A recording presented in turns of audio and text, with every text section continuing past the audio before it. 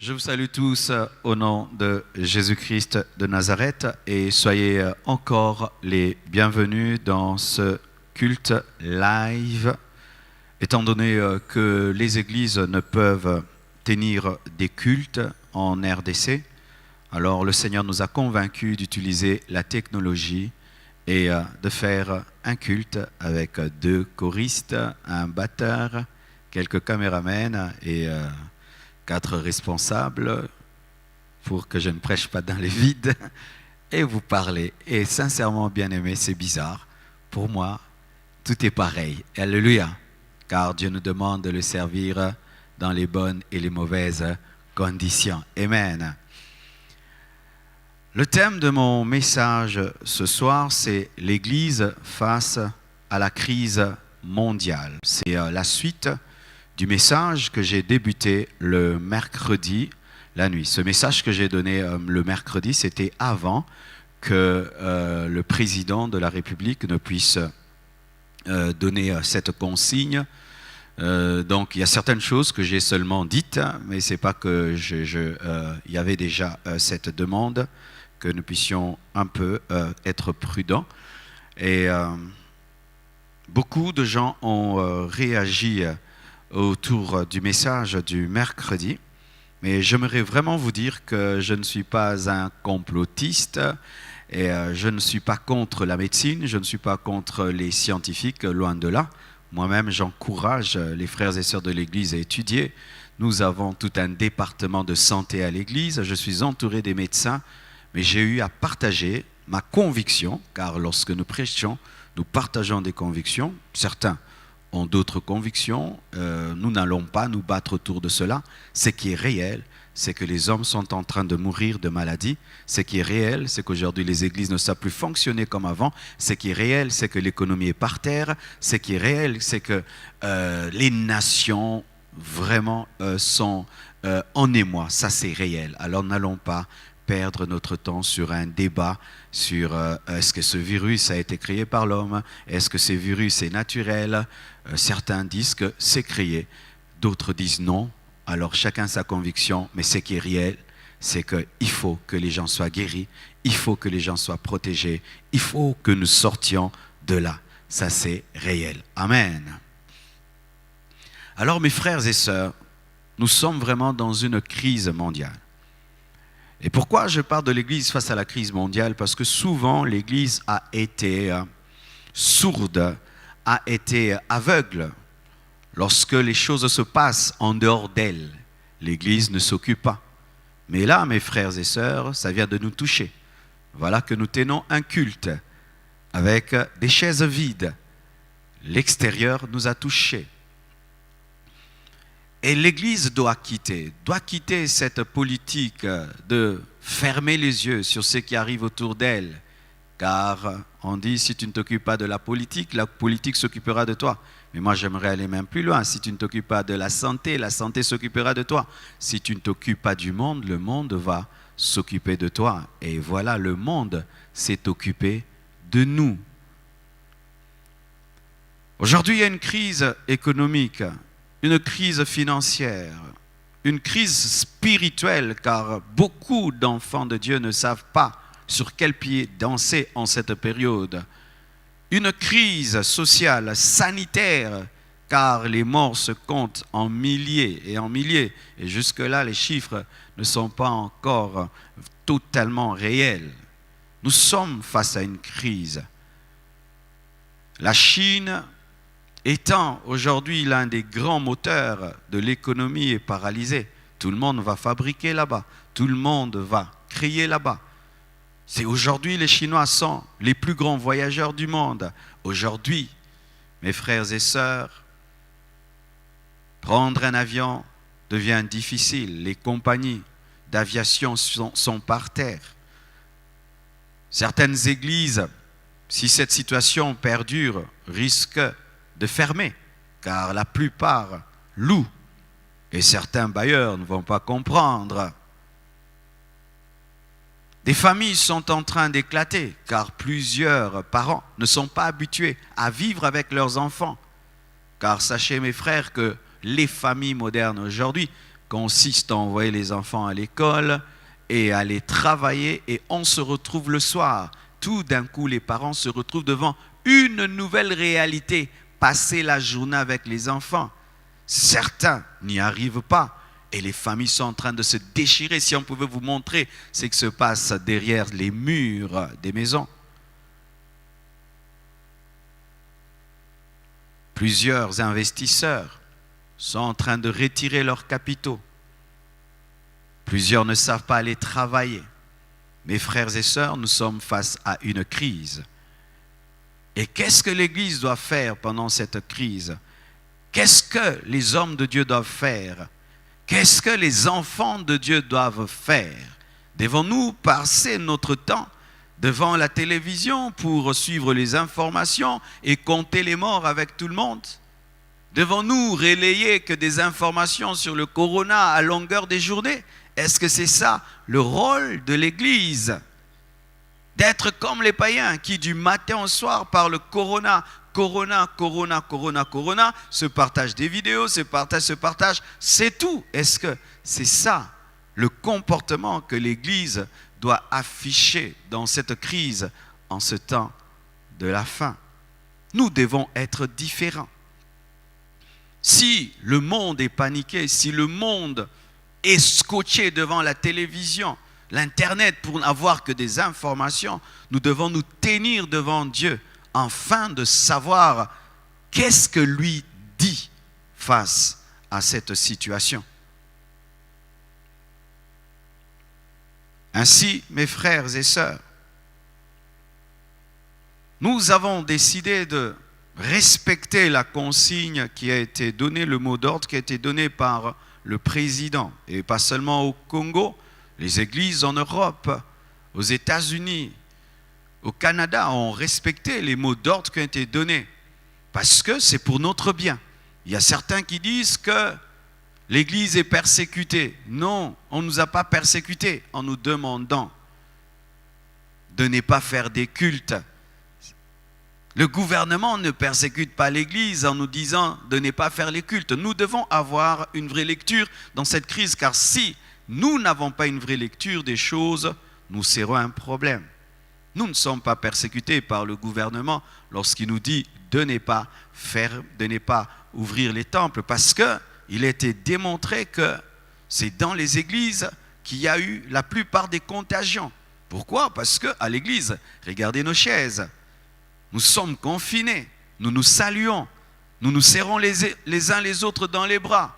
Et mes frères, je suis un homme de Dieu, mais pour autant, mon cerveau fonctionne et je me dis, ils n'ont pas tort. Même si certains, au nom de la foi, disent, venez, vous ne serez pas malade. Mais être chrétien, être serviteur de Dieu, nous demande aussi d'utiliser l'intelligence. Cher homme de Dieu, enverras-tu tes enfants à l'église pour que tout le monde les salue? Non, tu vas les garder à la maison. Mais comment je vais garder mes enfants à la maison et demander à des milliers de personnes de venir dans le culte et se saluer? Nous devons accompagner les dirigeants. Nous devons les aider. Car si nous ne pouvons offrir des masques et tout le reste, mais au moins nous devons conscientiser les gens et accompagner. Nous ne sommes pas persécutés parce que cette loi, c'est pour notre bien, c'est pour notre vie, c'est pour notre santé, c'est pour nous protéger. Amen. Hein? Et on ne nous a pas empêchés de prier. Non, on ne nous a pas empêchés d'être chrétiens. Car demander aux églises de ne pas tenir des cultes, ce n'est pas dire ne priez pas, ne jeûnez pas, ne évangélisez pas, ne gagnez pas les âmes. Non, n'allons pas dans les extrêmes. Il est vrai, c'est vrai, Satan profite aussi de cela pour que les faibles qui dépendent du temple, qui dépendent des cultes d'assemblée, puissent s'affaiblir et les tenter.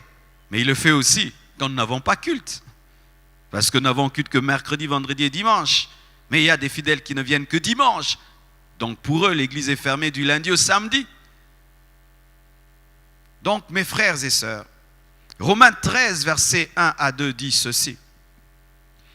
que toute personne soit soumise aux autorités supérieures, car il n'y a point d'autorité qui ne vienne de Dieu.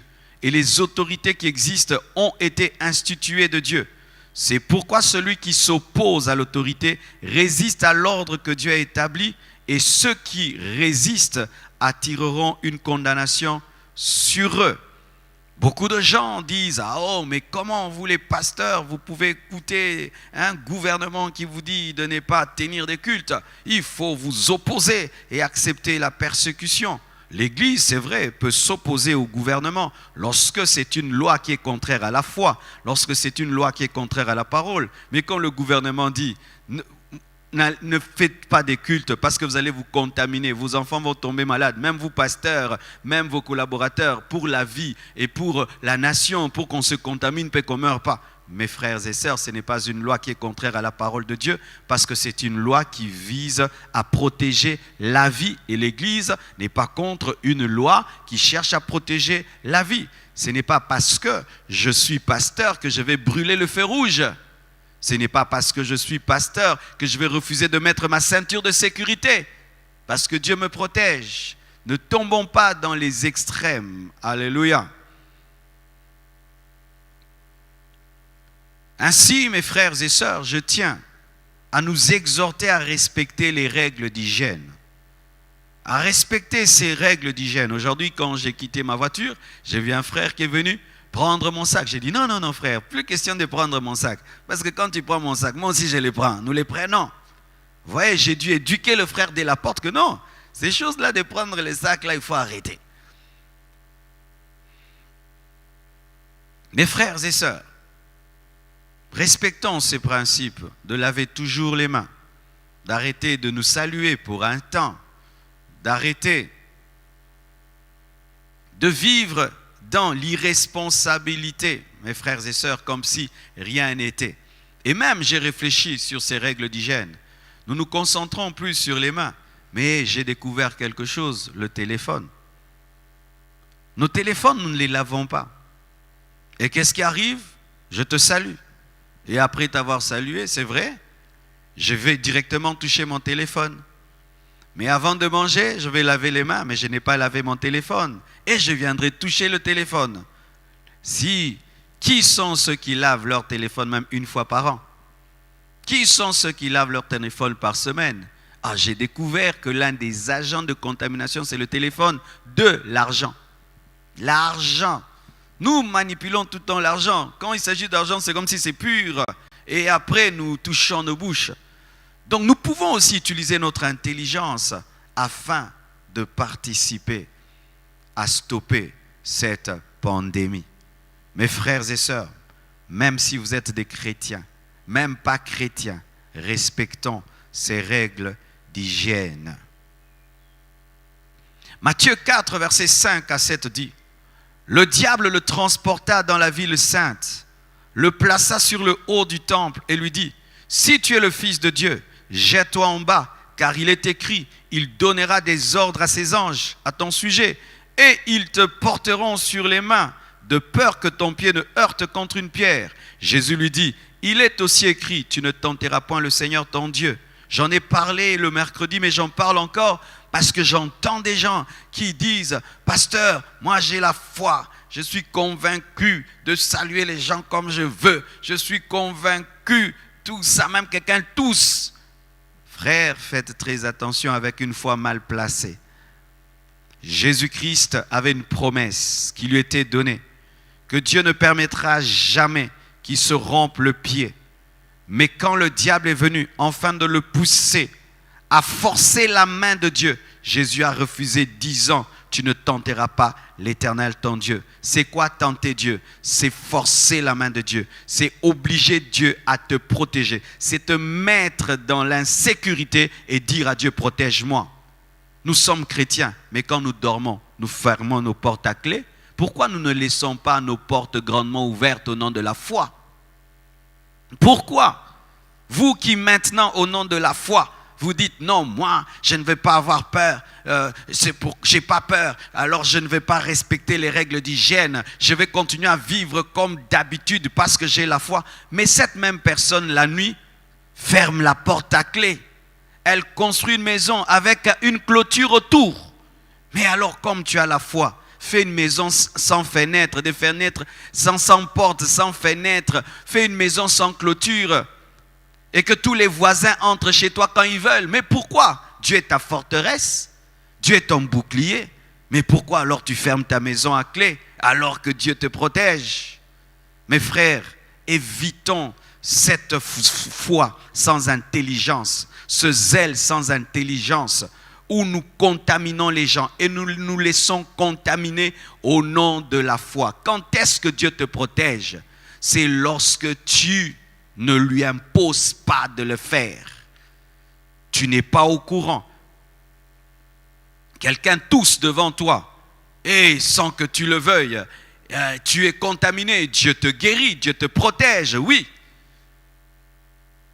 Mais ce n'est pas que tu vas aller vers la maladie, rechercher la maladie, rechercher le problème et imposer à Dieu de le faire, te jeter du haut du temple et demander à Dieu d'envoyer un ange pour te protéger. Jésus a refusé de se jeter, même si la promesse était là, même si Dieu est notre bouclier, même s'il est notre forteresse. Respectons les distances, respectons l'hygiène, respectons cela. Dieu n'est pas contre. Sinon, je répète, vous qui dites ça, plus de ceinture de sécurité dans vos voitures, ne fermez plus vos maisons à clé parce que Dieu vous protège. Allez manger dans les poubelles aussi parce que Dieu vous protège. Mangez par terre parce que Dieu vous protège. Ne mangez même plus parce que Dieu est votre nourriture. Alors quand j'entre dans votre théorie là, jusqu'à l'extrême, c'est de l'enfantillage. Ce n'est que de l'enfantillage et de l'orgueil spirituel. Ce n'est que de l'orgueil spirituel. Et ce que vous ne savez pas, c'est que votre orgueil est en train de tuer et de détruire les autres. Ainsi, dans cette crise, l'Église doit conscientiser, enseigner la sagesse, enseigner l'équilibre, car nous venons de nous rendre compte que nous avons beaucoup de chrétiens, mais qui ne sont pas équilibrés dans leur connaissance de la parole, leur connaissance de Dieu. Et lorsque le diable vient leur dire, tu es le Fils de Dieu, jette-toi, ils se jettent. L'Église doit enseigner dans cette crise. L'Église doit respecter les autorités dans cette crise. L'Église doit respecter les scientifiques et les médecins dans cette crise. Aussi, dans cette crise, l'Église doit exhorter le gouvernement. L'Église doit être la voix de la sagesse, car les politiciens en ce temps ont besoin de la sagesse de Dieu pour diriger. L'Église doit être la voix de la sagesse. Et vous qui avez la grâce d'être à côté des dirigeants de ce monde, c'est maintenant que vous devez vous manifester. C'est maintenant que vous devez parler. C'est maintenant que vous devez communiquer la sagesse divine. C'est maintenant que vous devez le faire. Et il y a un passage que j'aime, car Moïse était un chef politique, pas seulement un prophète. C'est aussi un chef et il dirigeait 1 million de personnes. C'est lui qui gouvernait Israël. Et la Bible nous dit que Jéthro, son beau-père, est venu le voir afin de l'aider dans le travail qu'il faisait. Exode 18, versets 13 à 23. La Bible dit ceci. Le lendemain, Moïse s'assit pour juger le peuple. Et le peuple se tint devant lui depuis le matin jusqu'au soir. Moïse était juge, donc il faisait de la politique. Le beau-père de Moïse vit tout ce qu'il faisait pour le peuple. Et il dit, que fais-tu là avec ce peuple? Pourquoi sièges-tu seul? Et tout le peuple se tient-il devant toi depuis le matin jusqu'au soir? Moïse répondit à son beau-père, c'est que le peuple vient à moi pour consulter Dieu. Quand ils ont quelques affaires, ils viennent à moi, je prononce entre eux, ils jugent et je fais connaître les ordonnances de Dieu et ses lois. Le beau-père de Moïse lui dit, ce que tu fais n'est pas bien. Tu t'épuiseras toi-même et tu épuiseras ce peuple qui est avec toi. car la chose est au-dessus de tes forces. Tu ne pourras pas y suffire seul. Maintenant, écoute ma voix. Je vais te donner un conseil et que Dieu soit avec toi. Sois interprète du peuple auprès de Dieu et porte les affaires devant Dieu. Enseigne-leur les ordonnances et les lois et fais-leur connaître le chemin qu'ils doivent suivre et ce qu'ils doivent faire. Choisis, décentralise, choisis parmi tout le peuple des hommes capables, craignant Dieu, des hommes intègres, ennemis de la cupidité. Établis-les sur eux comme chef de 1000, chef de 100, chef de 50 et chef de 10. Qu'ils jugent le peuple en tout temps, qu'ils portent devant toi toutes les affaires importantes et qu'ils prononcent eux-mêmes sur les petites causes, allège ta charge et qu'ils la portent avec toi. Si tu fais cela et que Dieu te donne des ordres, tu pourras y suffire et tout ce peuple parviendra heureusement à sa destination. Et la Bible nous dit, le grand Moïse qui avait vu le buisson ardent, le grand Moïse qui entendait la voix de Dieu, a écouté Jéthro, qui n'avait pas son niveau politique, qui n'avait pas son niveau spirituel, mais il a écouté car Jéthro connaissait quelque chose que Moïse ne connaissait pas. On peut être chef, mais on ne maîtrise pas tout. On peut être élevé, mais on ne maîtrise pas tout. Et Jéthro l'a aidé. Il lui a appris la décentralisation, il lui a appris le repos, il lui a appris aussi le choix, savoir choisir des personnes capables et libérées de la cupidité. Et nous, chers dirigeants, étant des pasteurs, nous sommes en contact avec la population. Vous êtes en haut là-bas, nous sommes en bas, en contact avec les riches, en contact avec les pauvres. Nous sommes en contact avec les analphabètes, nous sommes en contact avec les érudits. Ça nous permet, nous, en tant que pasteurs, de savoir ce qui se passe. Et voici ce qui se passe, nos chers dirigeants. C'est que, pour ce qui est du Congo, je ne parle pas du monde, les gens ne prennent pas au sérieux. Ils ne prennent pas au sérieux. Ils pensent que c'est de la blague. Le 3/4 de la population continue à vivre comme d'habitude. Et s'il y a des gens qui ont respecté la consigne, je crois que l'Église doit être félicitée, car l'Église a respecté cela. Mais la plupart de la population ne l'a pas fait. Et là, je m'adresse à notre gouvernement. Vraiment, il faudrait qu'au-delà des chansons, qu'il y ait vraiment une bonne conscientisation, parce que les gens sont vraiment dans une insouciance mortelle, alors mortelle, et je vous dis, c'est terrible. Un problème se pose, c'est que les gens, tant qu'ils n'ont pas vu les morts, ils ne croient pas. Les gens ont besoin. Quand ils entendent, ils pensent que ce sont des inventions. Ils ont besoin qu'on puisse les réveiller clairement, afin qu'ils sachent que c'est dangereux. Je ne sais pas quelle sagesse vous aurez. Comme Jéthro a dit, cherchez des hommes capables. Cherchez des hommes éloignés de la cupidité. Cherchez des hommes remplis d'amour. Cherchez des hommes qui ne cherchent pas de l'argent, mais qui ont le fardeau du peuple, qui vont aider à réveiller cette nation. Car les gens sont dans une grande insouciance. Quand tu causes avec eux, les choses qui nous sortent, vraiment c'est invraisemblable, une ignorance terrible, une inconscience terrible, et vraiment, il faudrait communiquer encore et faire quelque chose. Je ne veux pas trop m'y attarder, afin de ne pas faire la politique, mais en tant qu'homme de Dieu, étant avec la masse, voici ce que je peux apporter. Il faut encore préciser les choses, il faut davantage parler. Les gens sont dans l'insouciance. Et nos journalistes, nos médias, j'ai remarqué lorsque, au début de cette année, il y avait des vagues, des choses qui se sont passées, vous étiez à la pointe de l'information.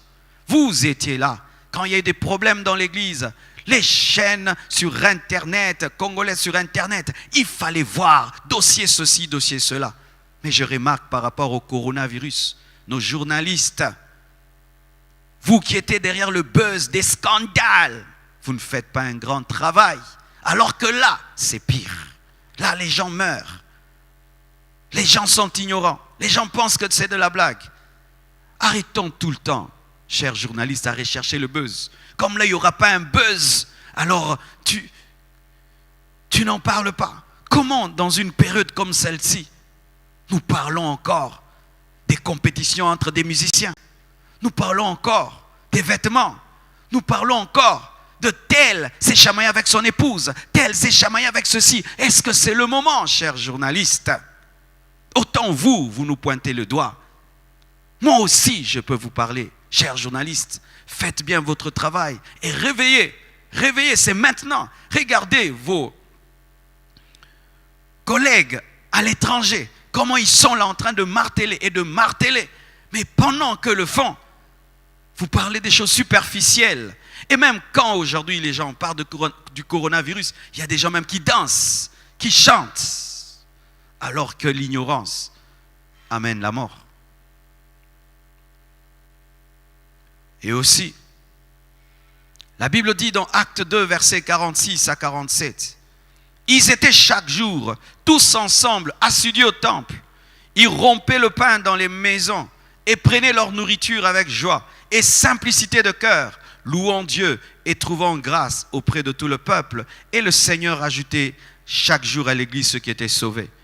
Dans ma prédication du mercredi, j'ai parlé aux églises que nous devons nous organiser en église de maison.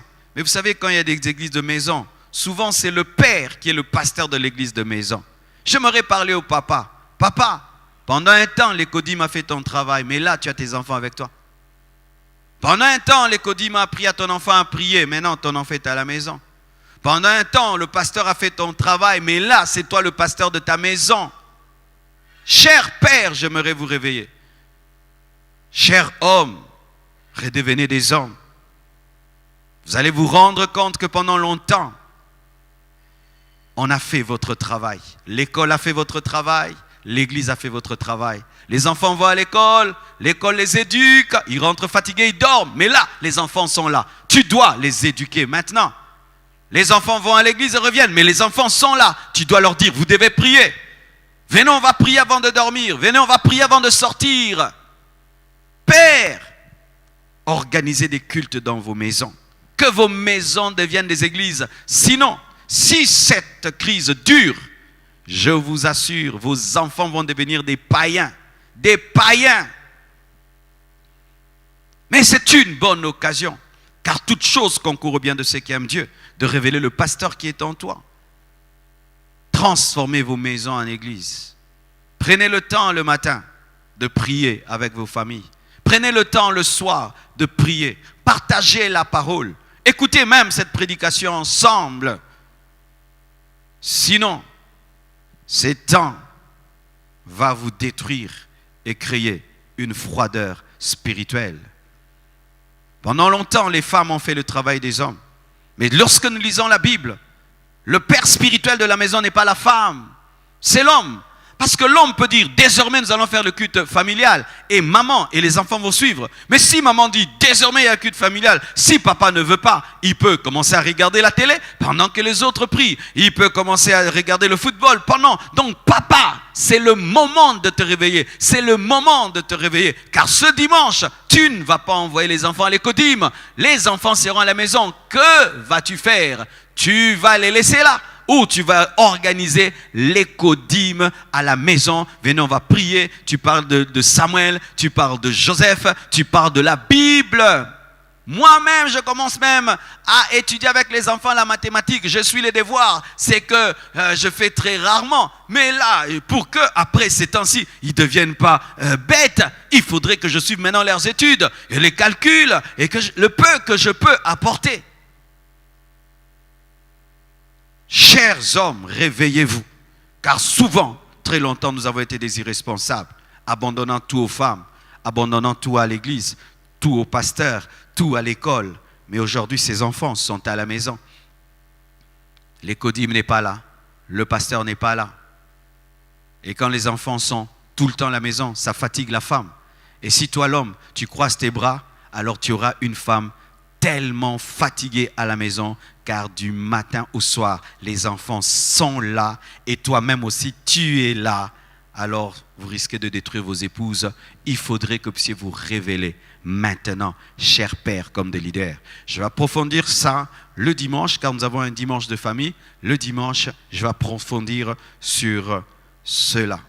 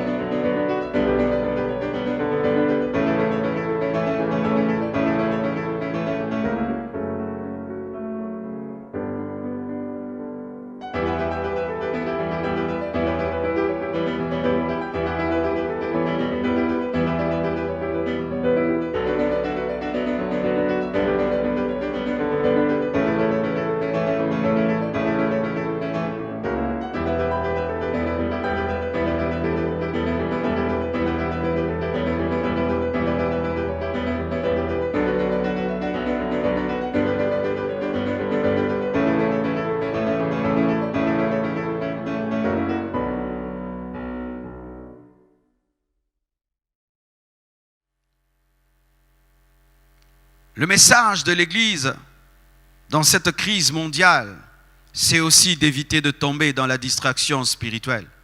1 Pierre 4, verset 7, la Bible dit: la fin de toute chose est proche, soyez donc sages et sobres pour vaquer à la prière.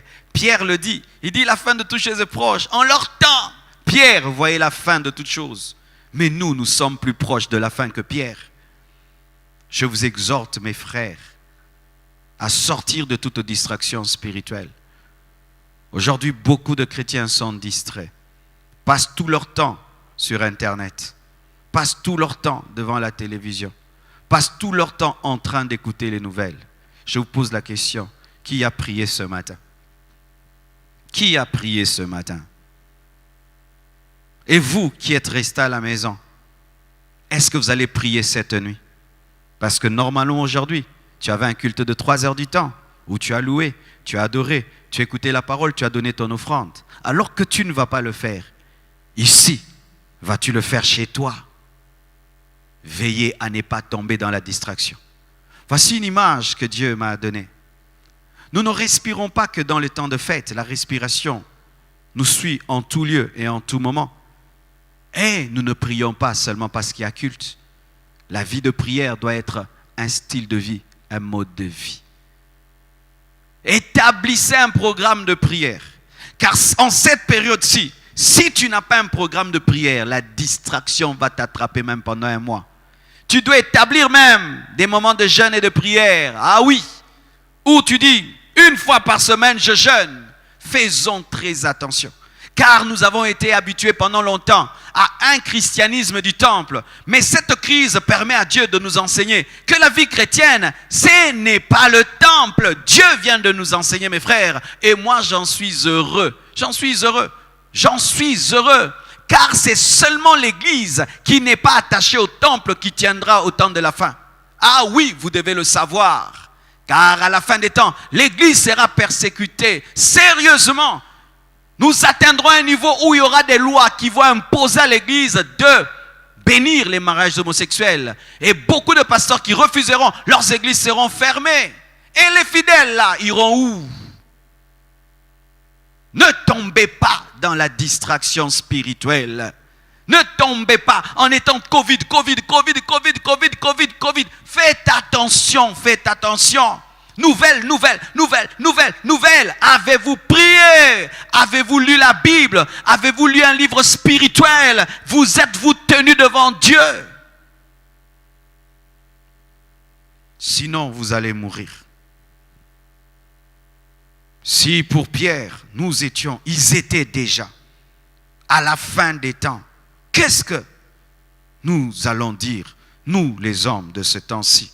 Nous devons être sages. Nous devons être sobres. Nous devons vaquer à la prière. Qu'est-ce que l'Église doit faire dans la crise? L'Église doit prier. Si le peuple sur lequel est invoqué mon nom s'humilie et prie, cherche ma face, je guérirai son pays. Nous devons chercher la face de Dieu. Pas chercher des écrans, pas chercher le téléphone, chercher la face de Dieu. Nous devons être des intercesseurs et dire: Seigneur, arrête cette pandémie au nom de Jésus. Est-ce que vous priez face à cette pandémie ou vous la commentez? Est-ce que vous priez face à cette pandémie ou vous l'accompagnez? Est-ce que vous priez contre cette pandémie ou vous êtes en train seulement de publier? Est-ce que vous vous tenez devant Dieu? Car pendant cette période, le diable a envoyé beaucoup de gens en enfer. Beaucoup de gens sont morts sans connaître Jésus. Beaucoup de gens sont morts sans connaître Jésus. Le diable profite toujours lorsqu'il y a des épidémies pour tuer et envoyer les gens en enfer. C'est l'évangélisation du diable. Église, réveillez-vous, priez, tenez-vous devant Dieu. Nous sommes la lumière du monde, le sel de la terre. C'est le temps d'éclairer, c'est le temps de nous opposer à la putréfaction par notre vie de prière. Alléluia.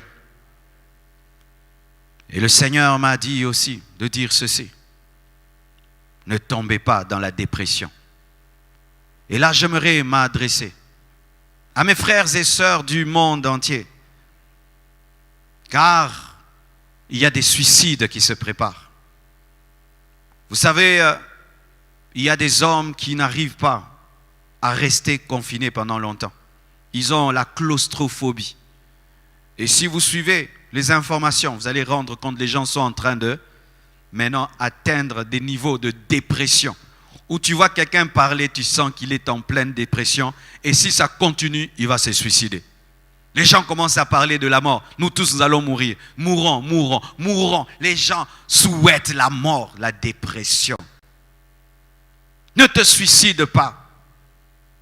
Car si tu te suicides, alors tu connaîtras plus que le corona. Ce sera l'enfer.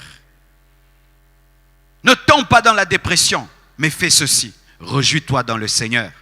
La Bible dit ceci dans Philippiens 4, verset 4. Réjouissez-vous toujours dans le Seigneur. Je le répète, réjouissez-vous. Si tu veux éviter la dépression, prends des moments où tu loues le Seigneur. Prends des moments où tu ris, où tu causes.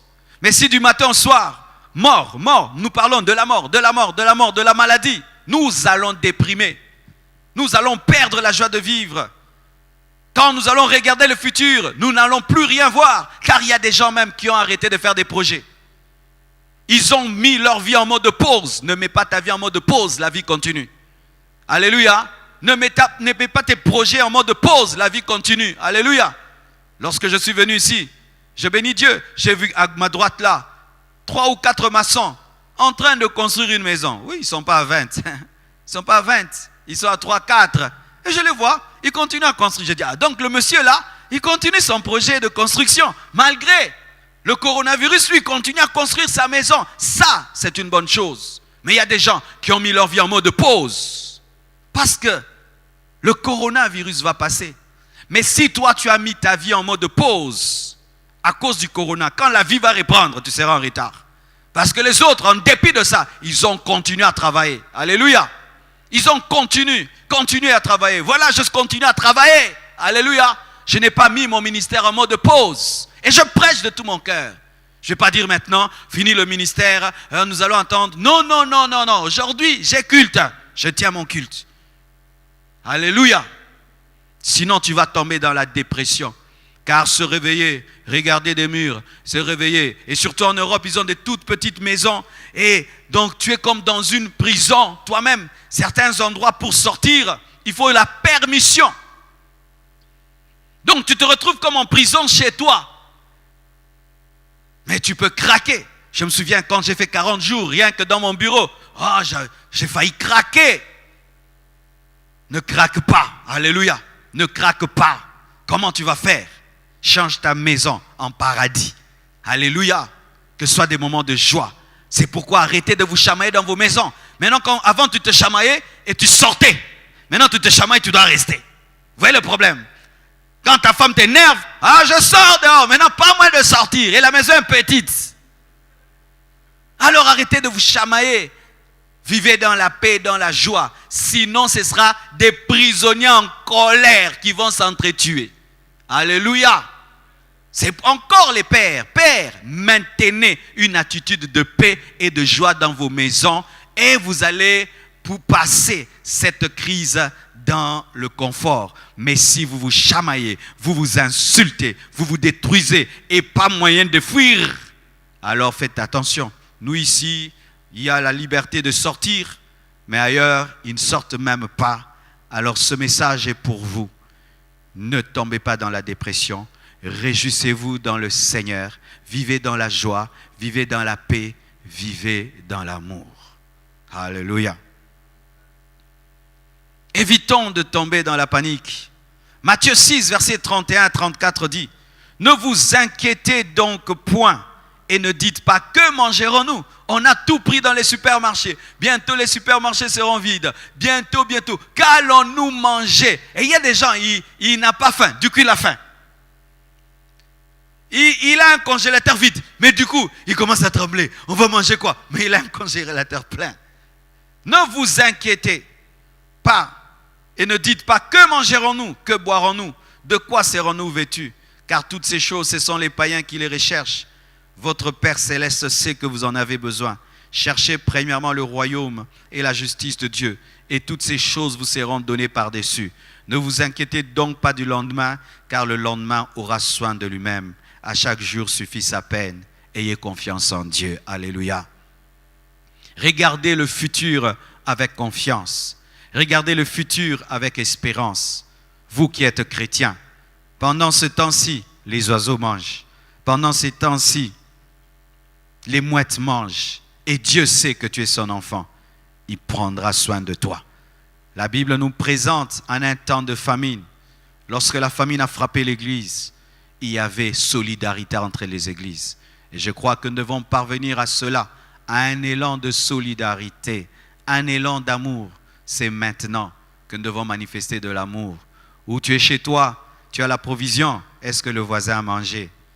Où tu es chez toi, tu manges. Est-ce que le frère, l'autre frère a mangé? Où tu es chez toi, ton congélo est plein. Mais est-ce que l'autre, il a mangé? Ah oui, mes frères, nous devons vivre dans l'amour et éviter de nous inquiéter, d'avoir une confiance en Dieu, car il maîtrise le présent et il maîtrise le futur. Ce n'est pas le diable qui est au contrôle, c'est Dieu qui est au contrôle. C'est lui qui tient les rênes de ce monde et crois en lui et il prendra soin de tes petits besoins, car manger, se vêtir, c'est la moindre.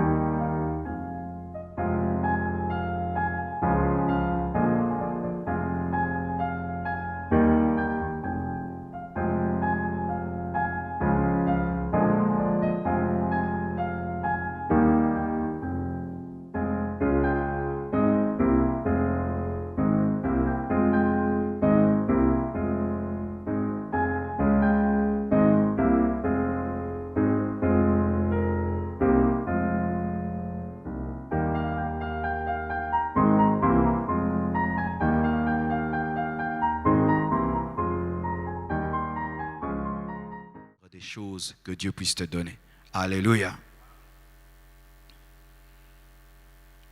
Aussi, évitons de tomber dans le sans-foutisme. Aujourd'hui, à Kinshasa, on se moque de quiconque porte un masque. On lui donne même un nom. Vous imaginez? Les gens qui ne se protègent pas, les gens qui vivent comme si rien n'était, culpabilisent les gens qui prennent des précautions. Comme là, des gens viendront me dire, pasteur, comment tu peux enseigner aux gens de respecter ce qu'on a dit? Il faut vraiment que l'Église se rebelle. Et qu'est-ce qui se passe? Les sans-foutistes colonisent les personnes sensées. Quelqu'un qui, quand tu le salues, te dit ne me salue pas, tu le trouves bizarre. Quelqu'un qui porte un masque, on dit que, mais toi, qu'est-ce que tu as? Tu es en train de singer les blancs. Mais quelqu'un qui est là, il se touche, ils se tiennent, eux, ce sont les gaillards. Vous imaginez un sans-foutisme comme pas possible. Quelque part, des gens sont en train de parler. Et ils disent, nous, on n'est pas mort de ceci, on n'est pas mort de cela. Et ce petit corona-là, il va nous tuer. Et ils ont même commencé à manger ensemble, autour d'une assiette, les mains nues. Tout le monde dans la même assiette. Pourquoi? Pour défier. On verra si on va mourir. Vous imaginez ça? Ou même tu n'avais pas l'intention de sortir. Comme on t'a dit d'être prudent. Je sors aujourd'hui. Je sors. On va voir. On va voir. Qu'est-ce que ça va me faire? Ça, c'est du sans-foutisme. Ça, c'est être un insensé. Et que dit la parole de Dieu dans Proverbe 10, verset 8? Celui qui est sage de cœur reçoit les préceptes, mais celui qui est insensé des lèvres court à sa perte. Celui qui reçoit les préceptes, on dit ne fais pas ça, c'est dangereux. Lui continue à vivre, lui est sage, mais celui qui est insensé des lèvres court à sa perte. Mes frères et sœurs, un jour, je suis allé aux États-Unis Et il faisait froid. Alors j'ai voulu faire le Congolais. Tout le monde, je les voyais tous, des gros blousons, des gros. Moi, j'avais seulement un petit t-shirt dedans et puis j'avais quelque chose de simple qui me couvrait un tout petit peu. J'avais un peu chaud. Mais eux qui habitent là-bas, ils étaient dans des blousons et tout. Et je trouvais que c'était trop lourd. Mais moi, j'étais simple, comme si moi je vivais là depuis. Et je n'ai pas respecté les consignes par rapport au froid. Et tout allait bien pendant un temps. Je quitte le chaud, du froid, le chaud, du froid, le chaud, du froid, le chaud, du froid. Un jour seulement, on va au restaurant. Je prends quelque chose de très froid. Je commence une petite toux. J'ai ramené cette toux à Kinshasa et j'ai une toux d'un mois au point où je toussais après chaque seconde. J'ai dû passer par des traitements. J'avais reçu un coup de froid, mais pas en Europe, là on soigne les coups de froid, à Kinshasa. Et là, il fallait vraiment une intervention rapide pour que je guérisse. Pourquoi? Je n'ai pas respecté les consignes par rapport au froid. Les anges étaient avec moi, l'onction était sur moi, mais comme je n'ai pas respecté et je pouvais respecter, ça m'a frappé. J'étais insensé. Mais depuis maintenant, quand je pars, il faut voir comment je vais, comme si je vais en guerre contre les froids. Et Dieu dit Amen. Jésus portait les chaussures. Hein? Jésus portait un vêtement. Jésus dormait. Jésus mangeait. Mes frères et sœurs, sortons de ce sans-foutisme. Et là encore, j'aimerais vraiment parler aux Congolais. C'est que nous disons, Congola koufa microbe. Arrêtez ces choses, chers Congolais. Nous rions de tout, nous blaguons sur tout, nous ne prenons rien au sérieux. Faites très très attention à cela. Et si le Congolais normal est en cela, pas nous les chrétiens, car nous avons la sagesse de Dieu. Nous devons être les conseillers de nos frères, les conseillers de nos sœurs, les conseillers des gens dans la venue. Nous devons communiquer la culture de la sagesse, car nous appartenons au royaume de Dieu avant d'appartenir au Congo. Nous devons avoir un niveau élevé d'excellence et de raisonnement. Et qu'on voie clairement que toi tu as le Saint-Esprit, toi tu penses autrement, toi tu vois le monde autrement. Tu vois le monde, tu ne vois pas que le Congo, tu vois. Nous devons être différents. L'Église doit enseigner le renouvellement de l'intelligence. L'Église doit enseigner la sagesse. L'Église doit enseigner l'intelligence, pas enseigner la folie. C'est pourquoi on risquera de se moquer des églises. Vous voyez vos églises là? Vous voyez vos églises? Ces scientifiques qui aiment toujours insulter les églises. Vous voyez vos églises? Il faut les fermer, vos églises. Ça n'apporte que des problèmes dans le Congo. Ça n'apporte que des problèmes. Regardez comment vous parlez. Regardez. Venez, je vais vous donner la Sainte Seine, vous tous à la porte. Rien ne va vous arriver. Des choses comme ça. Mais est-ce que tes membres de la famille là sont dedans? Mes frères et sœurs. Voici encore un autre message aux hommes de Dieu, serviteurs de Dieu. Ce ne sont pas des vacances pour nous. Ce ne sont pas des moments de repos. Oh, maintenant comme il n'y a pas culte, je me repose. Homme de Dieu, le travail continue. Et pour ma part, il est devenu encore plus difficile. Pourquoi maintenant il faut gérer des gens que tu ne vas pas rencontrer physiquement? Le téléphone sonne tout le temps. Pasteur, des questions. Les gens qui avant se contentaient d'aller au secrétariat, maintenant cherchent à t'avoir en personne. Il faut maintenant réformer l'église, changer l'organisation. Les gens veulent donner les offrandes. On ne sait pas comment on va recevoir leurs offrandes. Ce n'est pas tout le monde qui a un PESA. Ce n'est pas tout le monde qui a un compte en banque. Ce n'est pas tout le monde qui connaît le compte de l'église. Et les gens veulent donner des dîmes. Les gens veulent participer à la construction. Et ils ne savent plus. Les gens veulent intercéder. Il y a des gens qui veulent même se marier. Il faut maintenant voir comment on peut les bénir. D'autres veulent être baptisés. Il faut voir. Mais ce n'est pas un moment des vacances. Le travail est grand. Parce que maintenant, il faut réformer l'église pour que notre manière de travailler s'adapte à cette situation. Surtout si elle dure. Cher homme de Dieu, si depuis que cette crise a commencé, tu passes ton temps devant la télévision, tu passes ton temps en train de dormir, tu passes ton temps à ne rien faire pour dire j'ai des congés, un congé, fais attention, cette crise va détruire ton ministère. Cette crise va détruire ton ministère. Après cette crise, ceux qui reviendront, ce seront des malades spirituels. Et tu vas travailler alors plus dur. Il faut bosser, prier, homme de Dieu. Prie comme jamais en cette période-ci. Fais des recherches comme jamais. Travaille. Fais des petites réunions avec tes collaborateurs. Même des réunions de 4 personnes, de 5 personnes. Ça, ce n'est pas interdit. Faites des réunions. Travaillez sur Internet, sur WhatsApp. Travaillez, réfléchissez ensemble sur comment vous allez vous adapter à cette situation. Que dire, oh là maintenant, je me repose. 2 Timothée 4, versets 1 à 2 dit ceci. Je t'en conjure, jure devant Dieu et devant Jésus-Christ, qui doit juger les vivants et les morts, au nom de son apparition et de son royaume. Prêche la parole, insiste en toute occasion, favorable ou non, reprend, censure, exhorte avec toute douceur et en instruisant, en toute occasion favorable ou non. Paul n'a pas dit à Timothée, quand l'occasion n'est pas favorable, ne fais rien. Non, même quand c'est défavorable. Même quand c'est défavorable, continue à servir Dieu.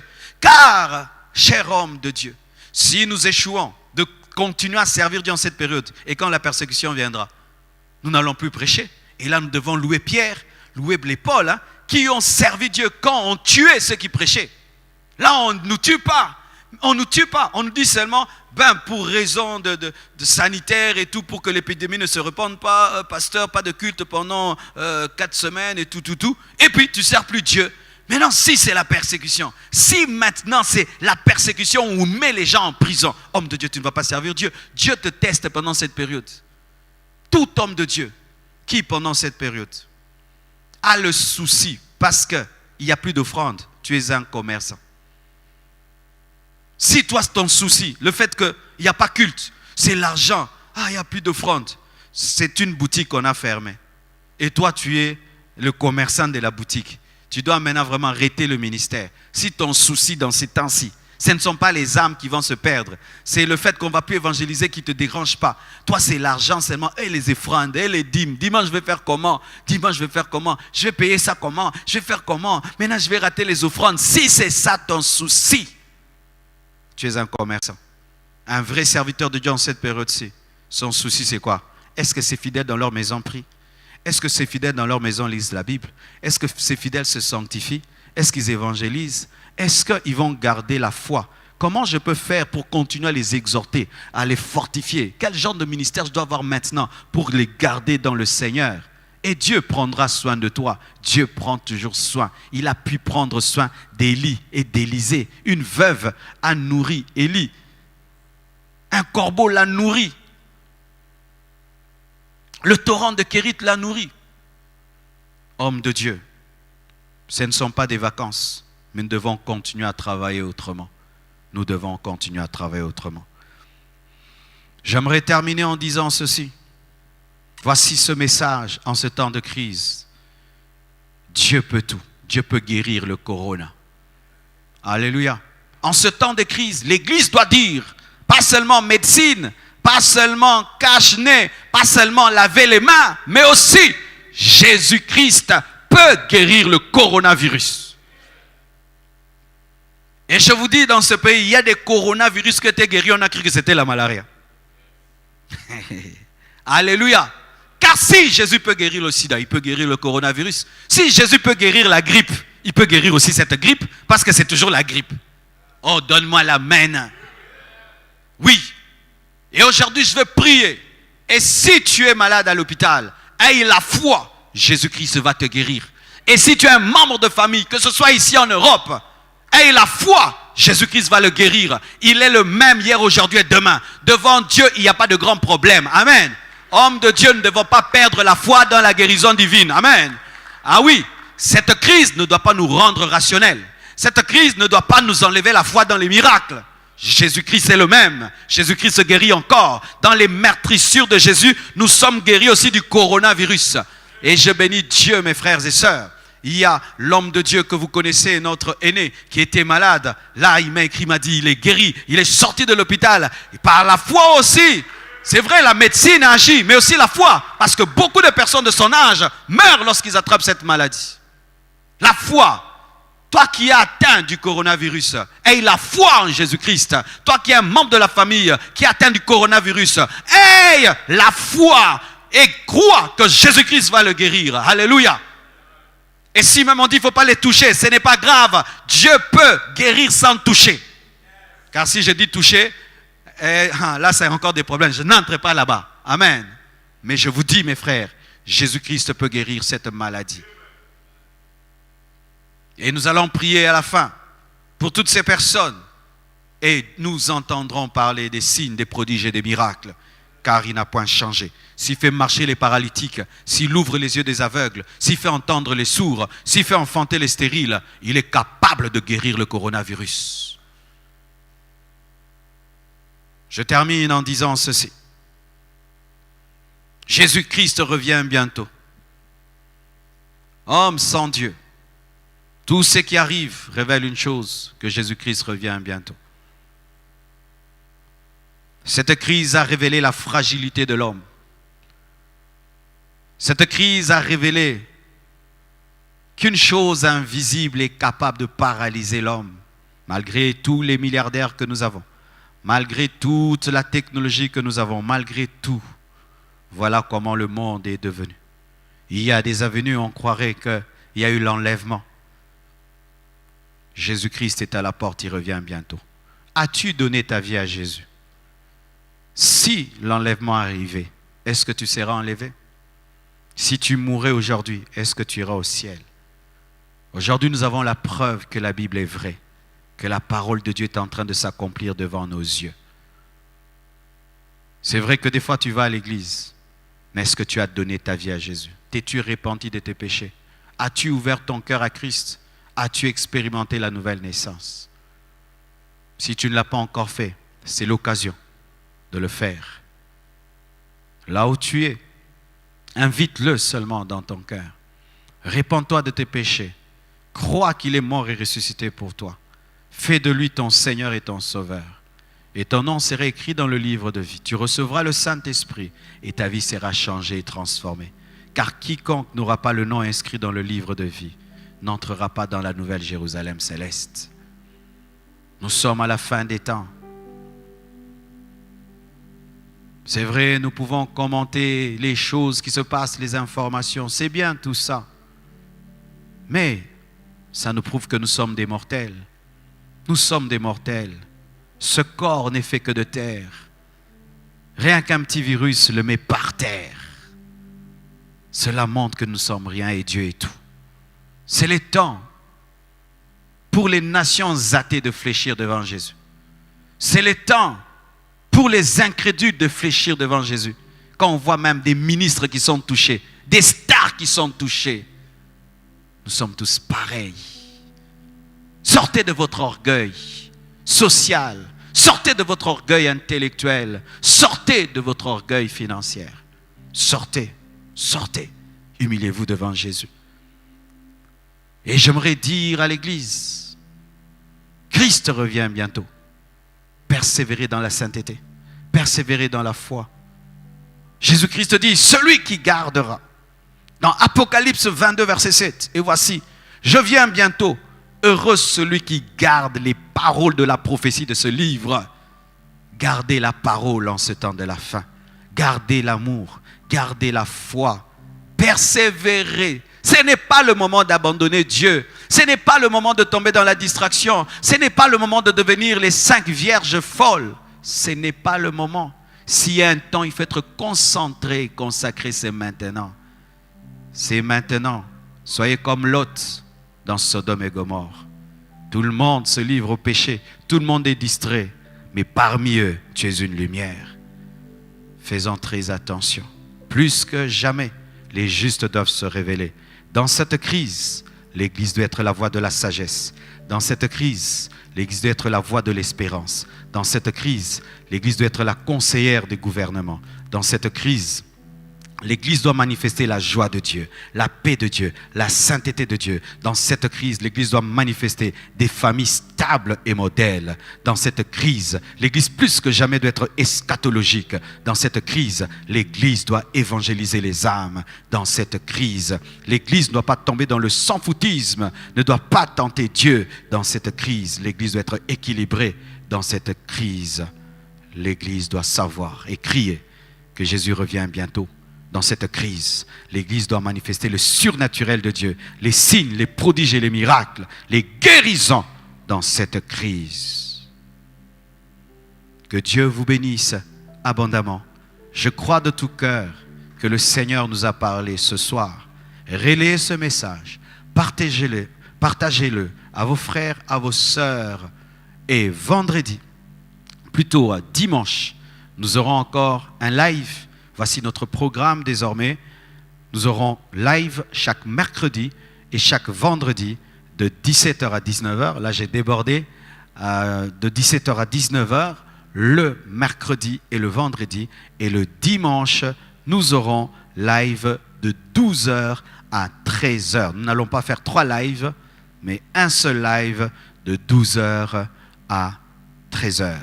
Pour tous ceux qui veulent contribuer après cette vidéo, il y a des informations qui seront données pour vos offrandes, pour vos contributions pour la construction et pour ceux qui auront besoin physiquement d'apporter parce qu'ils n'ont pas toute cette technologie.